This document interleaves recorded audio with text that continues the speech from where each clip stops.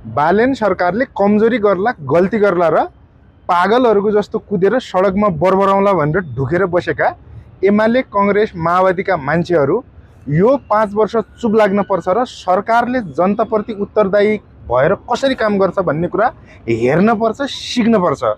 देश र जनताका विरुद्ध 35 वर्ष निरन्तर गद्दारी, धोखाधडी र लुटपाट गर्दै आएका मान्छेहरू चुप लाग्न पर्छ र तिनीहरूले जनताप्रति उत्तरदायी बनेर कसरी काम गर्न पर्छ भन्ने कुरा बालेन सरकारबाट सिक्न पर्छ।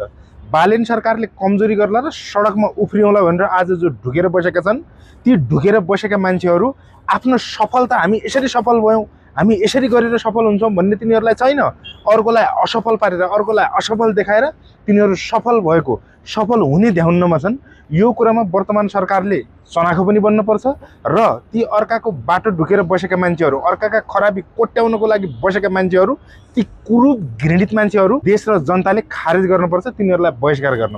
बालेन सरकारले कमजोरी गर्ला, गल्ती गर्ला र पागलहरूको जस्तो कुदेर सडकमा बरबराउँला भनेर ढुकेर बसेका एमाले, कांग्रेस, माओवादीका मान्छेहरू यो 5 वर्ष चुप लाग्न पर्छ र सरकारले जनताप्रति उत्तरदायी भएर कसरी काम गर्छ भन्ने कुरा हेर्न पर्छ, सिक्न पर्छ।